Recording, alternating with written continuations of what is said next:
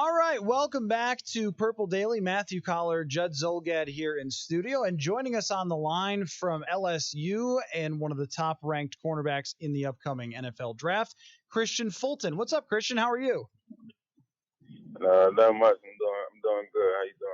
All right, so our producer Jonathan tells me that you were on a call with a team just now. Explain to me what that process is like. And I know that you don't know anything different because this is your first time going through it, but everything has changed for these teams in the way that they're meeting with draft prospects now because of the coronavirus. So what was that experience like for you, or what has it been like meeting with teams through Zoom or FaceTime or Skype or whatever way you're doing it?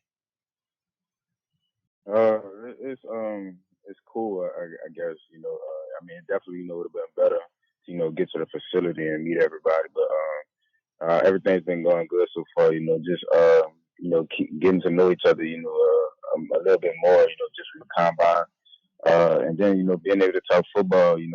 Still. So it's been really good for me. So, Kristian, in your college career, you come off of a national championship. You put up tremendous numbers. I don't know if you look at things like Pro Football Focus for how many times you were targeted versus receptions and things like that, but your numbers are through the roof. And then you go to the combine, put up a 4.46 40. So, what are the questions about you that teams want to know? Like, what else do they need answered about Kristian Fulton?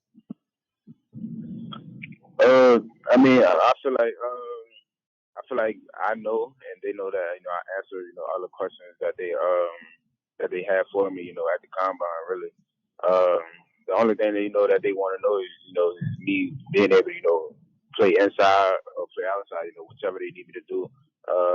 They all like to see if I had that versatility, which I do have, and I think they see that on the film. The film speaks for itself for me.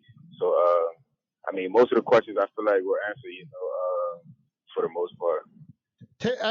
Kristian, take us through some of the fundamental differences as well from the two spots, because I think fans assume the cornerback position is the cornerback position, but there seem to be a lot of differences that are required playing inside versus outside. So just take us through your expectation and what those differences can be in being in the slot as opposed to the outside.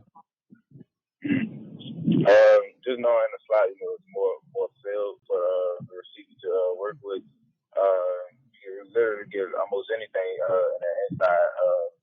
You got option routes. You got guys that are faster in the slot. So it's different ways you can kind of play them. Some guys, well, my experience, we didn't really press the inside. So just playing them off, you have to have great technique. And already have an idea of what you're gonna get in the inside, so just based off formation and alignment helps me a lot in the inside, going against a slot. Outside, I'm pressed most of the time, so it kind of helps me, take something off the route, getting hands on the receiver. So that's just I'll say the difference is for me. Talking with LSU cornerback Kristian Fulton.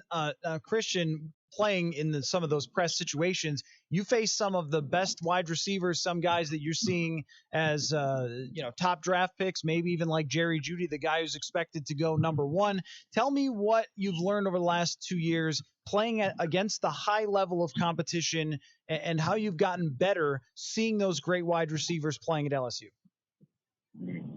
Really just being ahead of the game. It's all about the preparation going into that week. You're going against great receivers, and they had the ability to make great plays. So just finding techniques, that'll help me, for the game, throughout the game, and having a plan going against those guys. I feel like that's going to help me a lot in the long run, going into the NFL as far as studying a receiver and what can I do to, slow him down or shut him down. So what's your study process like right now? I'm sure it'll change when you get in the NFL and you meet a lot of guys who have had a ton of success. Should you become a Minnesota Viking, there's a guy named Harrison Smith that's put together almost a Hall of Fame career at the moment, who's one of the most impressive guys I've been around in terms of X's and O's. But what's the process like for you in terms of your tape study right now, and what do you hope to learn as you go forward? So you mean like as far as like going against a receiver? Yeah, Or just like what's your process? I mean, on a weekly basis, what are you looking yeah, for?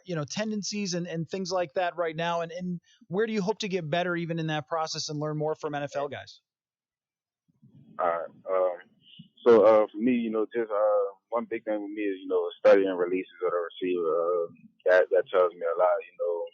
Whether it's going to be a deeper route or it's going to be a short route. RPO route. That's big for me. I've studied.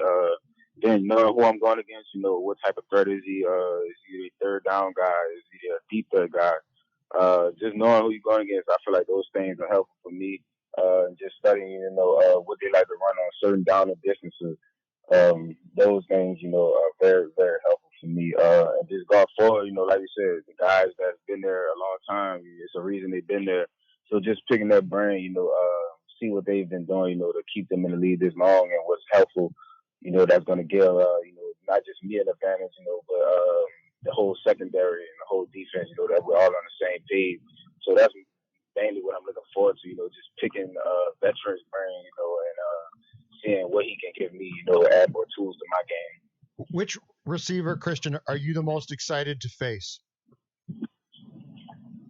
Most excited. Yeah, who are you have probably been watching for a long time, and just as far as excitement goes about when you line up across from this person? Gotta go with probably Odell, Julio, those guys. They're the top guys in the league, and you see them, putting on a show every week. So it's definitely, going to be fun, once we line it up against them for sure. Of course, you mentioned the SEC guys. I'm not surprised with that. I was wondering, Kristian, you're a New Orleans guy, and I had my first trip to cover a game in New Orleans to cover the Vikings playoff game. And I will say that as much as Minnesota food is okay, I have never had better food in my life than the restaurants I went to in New Orleans. How are you dealing with that right now? Are you still in New Orleans right now? And how are you dealing with staying in shape, eating the right way, and also missing the great New Orleans food? Right. It's not that hard for me. My dad, he's a cook, so he cooks everything. So I'm always be able to eat good, even though when everything is shut down. But currently, I'm in Baton Rouge, doing a little bit of training, just running, doing a lot of running, staying shape, a lot of core work, and some DB drills, just to stay in football shape. Obviously, also, just trying to do everything as best as I can, to stay safe, stay healthy, and not putting others in harm's way. It's definitely, a difficult time, but, just trying to make it work as best as I can. Well, I know someone like you has to focus on eating the right way. I do not. So when I went to New Orleans, I just ate everything, and it was the best.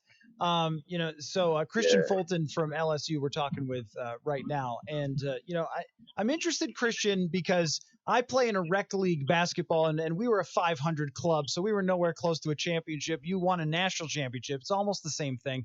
I wonder what was the most fulfilling thing about that, to win a championship. There's so few people at any level of football that get that opportunity and to play on such a great team. What was it like for you to actually come away with that win? It was special.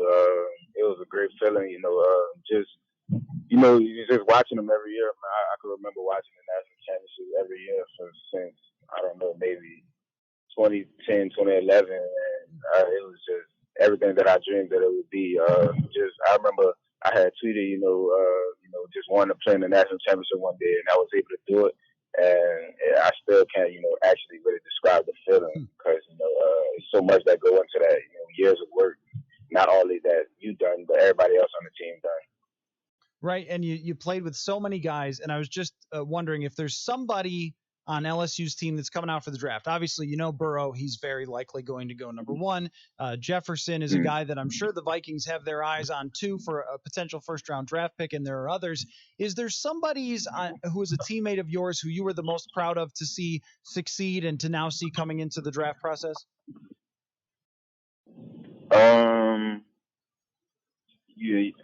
Let me see. Definitely, I'm gonna go with Justin one of them for sure. And definitely one of the receivers, or he was a tight end, Stephon Sullivan. I'm very excited for those guys. I feel like they're being kind of underappreciated, I would say, in this draft class. They put up some great things on film, and they're great people at that. So definitely, excited for those guys. They're special, I believe. Well, Kristian, we wish you the best. It's, I think, a possibility considering the Vikings' situation at corner. They don't have any, so that you'll be on their radar, and maybe we'll be meeting in person at some point. So, Kristian, we wish you the best throughout the rest of this draft process, and we'll see you, I guess, maybe on FaceTime or something on draft night. Are you one of the players that they're putting TV cameras in your house or something? Yeah. All right, so then. Well, I'm not sure how they're gonna do it, but yeah, neither are we, and probably neither are they, Kristian. So, well, we will definitely see you on TV at very least then. So, wish you the best, man. Good luck. Yes, sir. Thank you for having me. Yep, for sure. Take care. Kristian Fulton there, LSU corner, and definitely a guy that the Vikings could be looking for. I was scrambling trying to find his exact numbers when other teams threw at him because I was going to tell him he can feel free to use